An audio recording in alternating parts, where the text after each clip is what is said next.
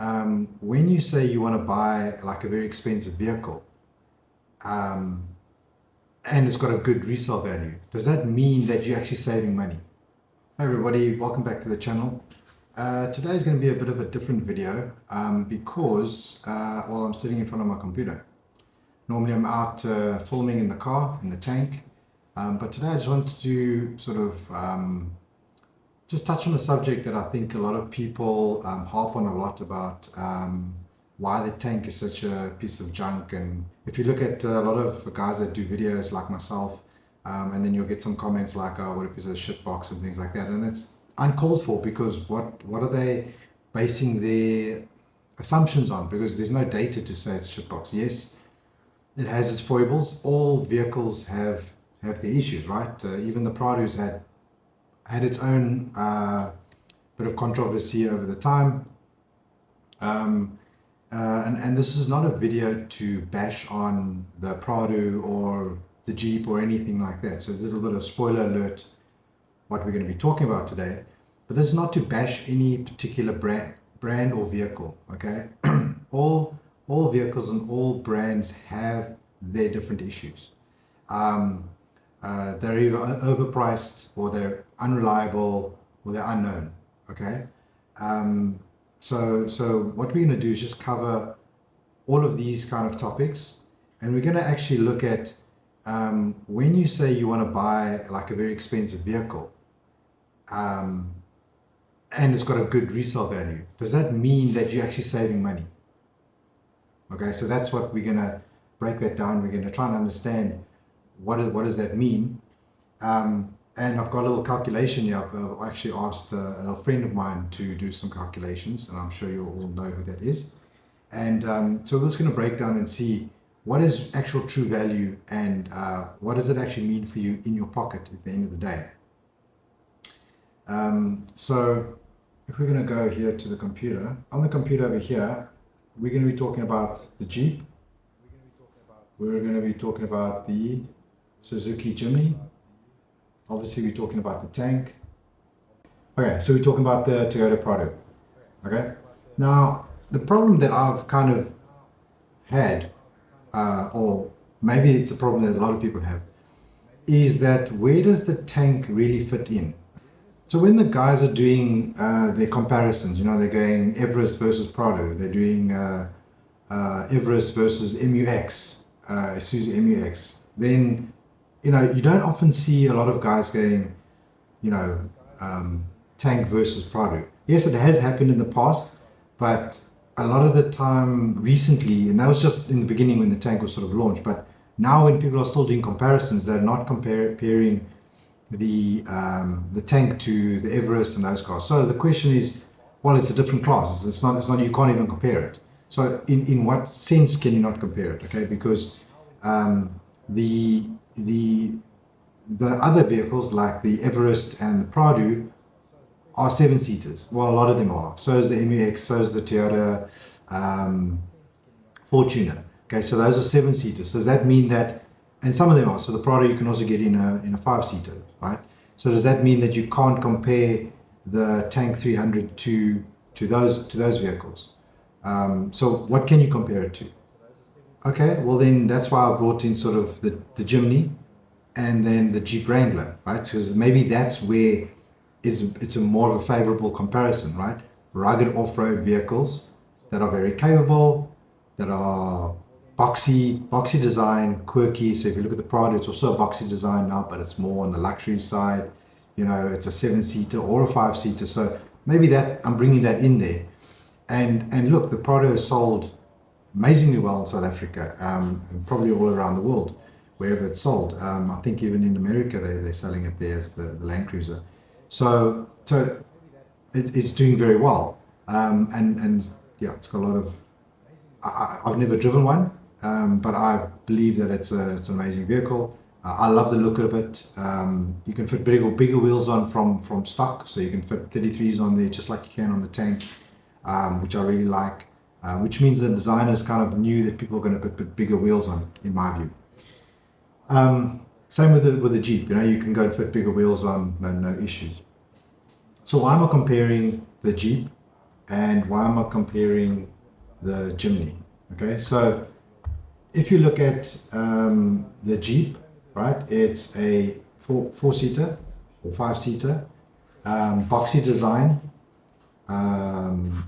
ladder frame, so very ruggedly built, solid axle on the rear, solid axle on the front, so that puts it a little bit in a unique position, I think.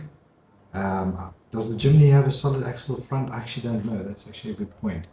I should actually know that. I think it does. Yes, it does. It has a solid axle on the front. So how does it compare to the tank? Well, the tank does not have a solid axle. It has ISF, independent front suspension. So, but if you look at the tank, it is also not a soft roader, right? It's a rugged, tough 4x4. I can promise you, you can look at all the videos on my channel. It is tough. It's basically an FJ Cruiser or a Prado 150 underneath the skin, basically. The suspension is almost exactly the same. So if you think a FJ Cruiser is a tough, rugged vehicle, the tank is basically built a copy of that in terms of the underpinning. So, you know, it's a proper 4x4. The traction control on the Tank 300 is brilliant. It's very good. I wouldn't say it's class leading, of course. Land Rover is probably tops, or Range Rover. Toyota is very good as well. But if you look at the videos and I've put on my channel, you'll see that the tank is very quick. What else we want to talk about? We want to talk about the price. So this is more like it. Okay, so like I said, you can add all these different things to it to make it really look really rugged. Okay, so here we got, this is the pricing I was actually looking at. Sorry, go back. So here we got 480. So we got 480. I must just update my little friend there to give us a better price on that. But this is 480. Yeah, but the problem is that you get the same engine, 4-speed automatic, or a manual, 5-speed manual, you know. So phone tilt and adjustable, that's pretty good. You get a bigger display, 9-inch display. Okay, so you get a few little extras there. The problem is you got a bigger body, a little bit more weight, same engine, same output. So, you know, yeah, look, it's utilitarian, and it definitely appeals to a lot of people. And no doubt, I've seen them on the trail. They're very good. And if you put a suspension on them, they're really going to be great. So this one has 6 airbags. Okay, so we've got 6 airbags, right? So this is what we're doing. We're learning more about these vehicles as we go along. Okay, so now let's move on to, should we go to the Jeep? Okay, so the Jeep Wrangler has been updated. It's the 2024-25 model. New performance 7-slot grille, better infotainment system, looks a bit better, bigger screen, it's 12.3 inch, which is the same as the tank, except I think the tank's got two 12.3 inch screens. Heavy duty Dana rear axle, nice when you're putting 35s on, really good. Yeah, and then you've got 400 newton meters of torque and 200 kilowatts. More than the tank, definitely more than the tank. The tank is sitting at 162 kilowatts and 380 newtons of torque. So that's pretty good. And yeah, it's got side curtain airbags and those type of things. So decently spec'd, must say, decently spec'd. So, I mean, yeah, look, I love the Jeep. There's loads of them here in South Africa. But, you know, we'll talk about the price in a minute. Interior, yeah, it's utilitarian again, which I like. I don't mind actually the analog gauges. I don't mind that. It's got some digital in the middle. It's got your digital. This is the older screen, I think. So yeah, it's definitely nice. In terms of spaciousness, I don't think they're that spacious, but you know, functional, looks good. I like these 3.6 Pentastar V6 though, very nice engine. I think the new ones are a 2-liter petrol turbo with 200 kilowatts, which is very good. 400 newton meters of torque. So that's very good. Okay, so that's the Jeep. Let's look at the, so that's the Jimny. Right, now we move on to the tank. So we all know what the tank, or we should know what the tank has, right? You've got the 3 trim levels. You've got, so this one is starting at 7. This is the super luxury, and this is starting at 725. 725, remember that number, 725. Then you've got the ultra luxury, which is the one I've got. This is at 775. I paid a little bit less than that because it's got a good deal. 775, and then you have the top of the range, which is the super luxury. This is the HEV super luxury, so this is going for 850,000, and this has got absolutely everything. This is hybrid, or yeah, hybrid HEV. You've got sunroof, all the safety features you can think of that they put on cars these days. Rear traffic alert, front collision, pedestrian collision, auto stopping to prevent crashes. Like, it's got all of those things. It's got the blind spot monitoring, which I really love. It's got radar, cruise control, which actually does work very well.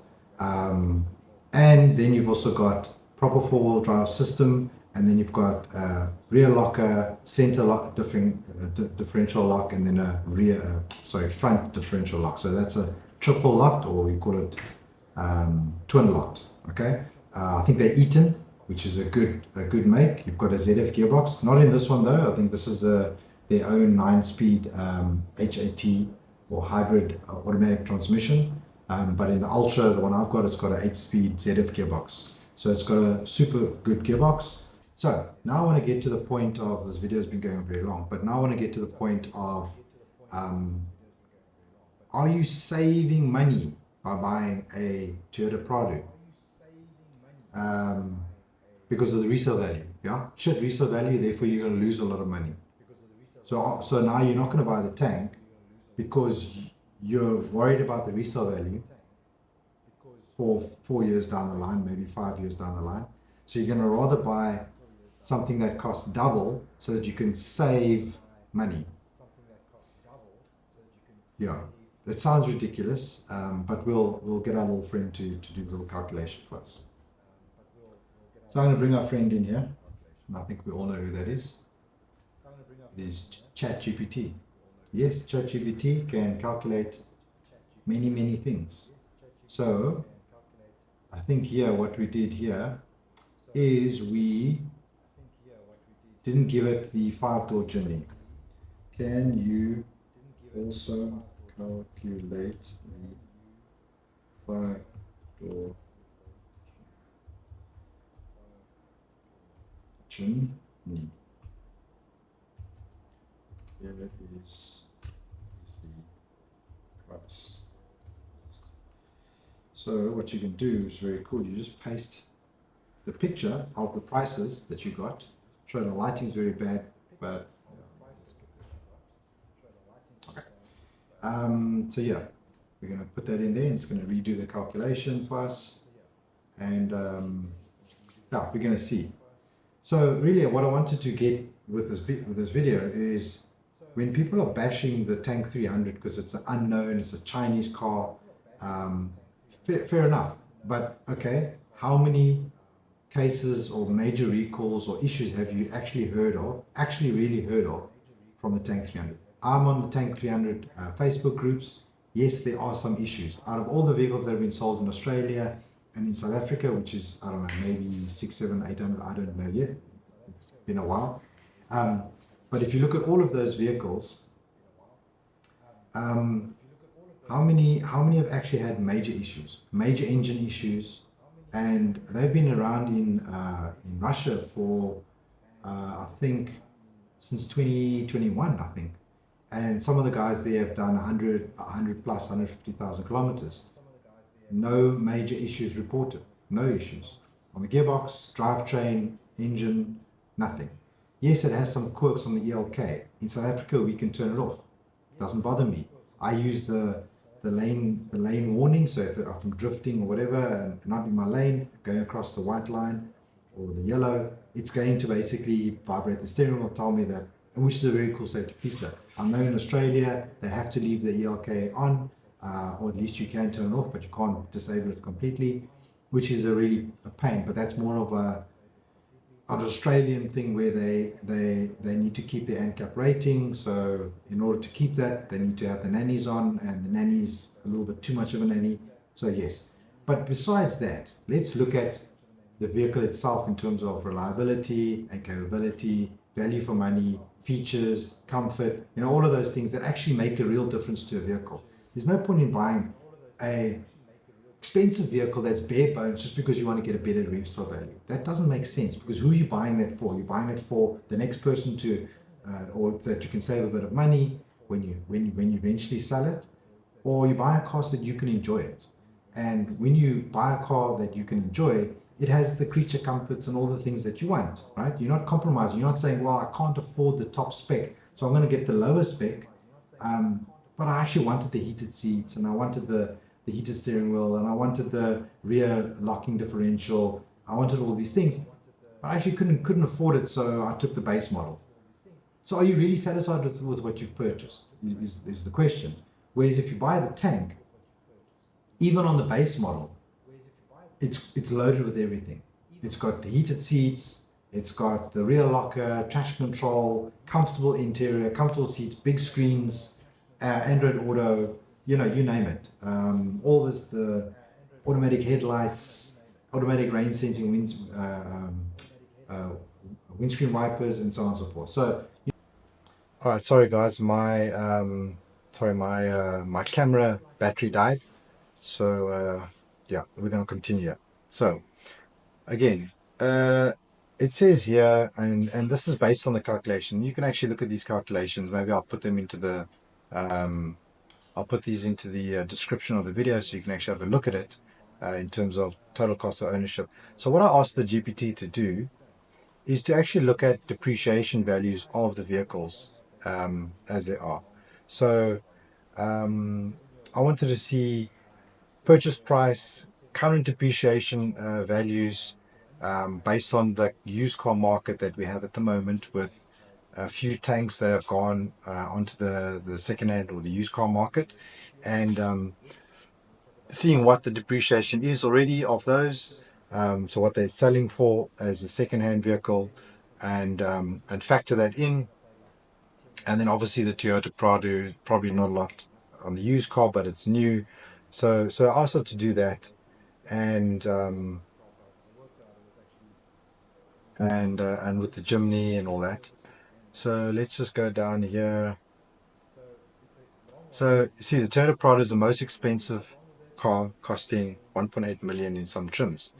Even with the better resale value, you are spending significantly more upfront and in financing costs. The GWM remains the best value for money among similarly sized 4x4s. Even if depreciation is higher, you'll save well over 500,000 Rand compared to the Prado. Jeep Wrangler is costly due to premium brand and off-road heritage, with total ownership approaching the Prado's levels. The Jimny is the best budget companion, but it's in a different category with a much lower cost of ownership. Okay. Yeah, so let me then. Okay. So the most affordable one obviously is the Jimny. Let me see. Okay. So final cost, now that we have the Jimny filed comparison, here's how things stand when considering a 72-month, okay, at 11% interest. So we have high interest rate in South Africa, guys. I mean, sure, I don't know what it's like in Australia, but it's high.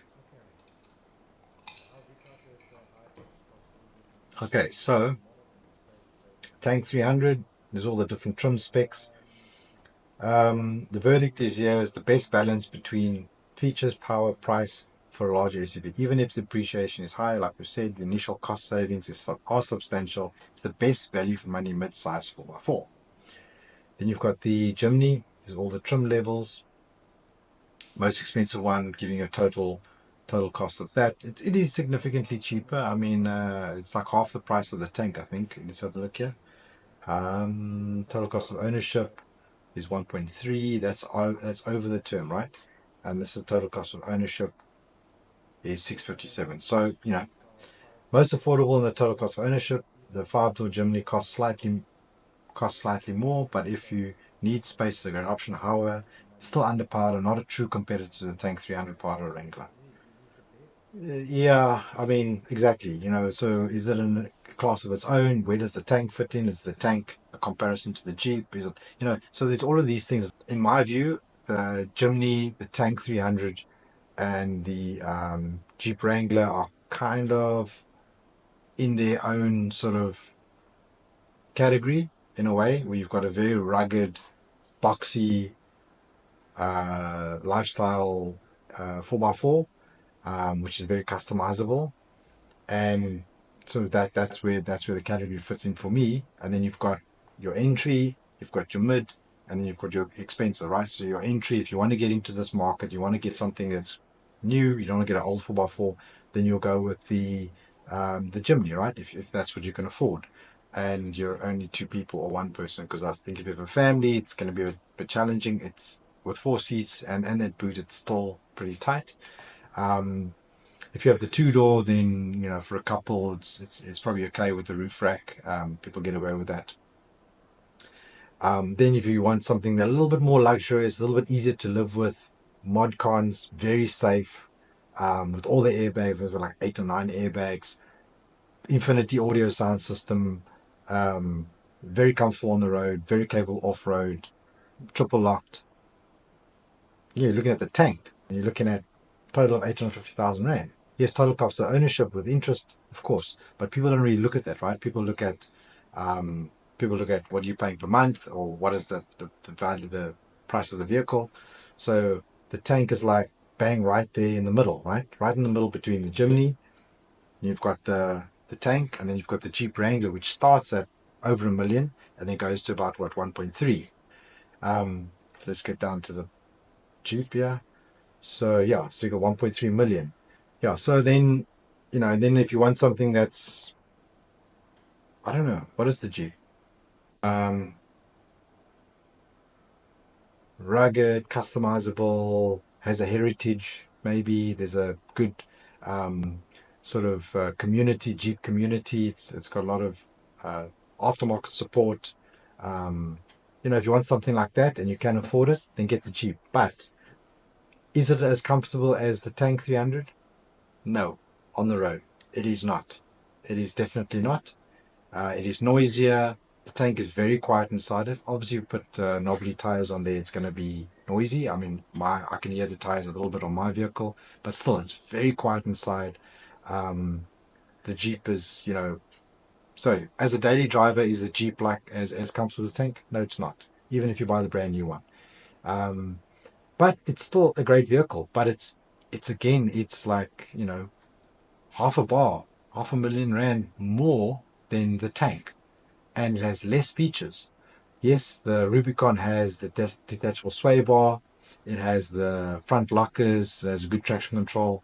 It's, in terms of a proper 4x4, I wouldn't say a proper 4x4, but one of the most capable 4x4s, without a doubt, it's the Wrangler. How many times are you going to use that capability off-road? Not a lot. Not a lot.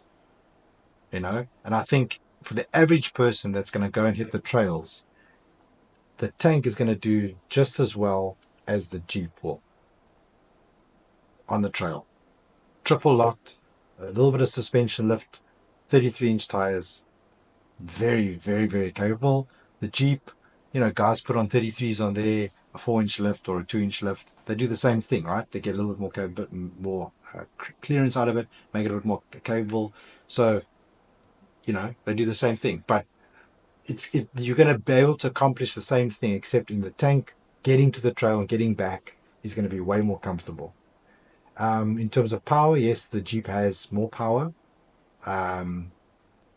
The tank could do with a little more power. Maybe in the future, you could do a little software on there, a little software update, a tune on there, and you get up to 200 kilowatts. and 450 Newton meters of torque. Plenty.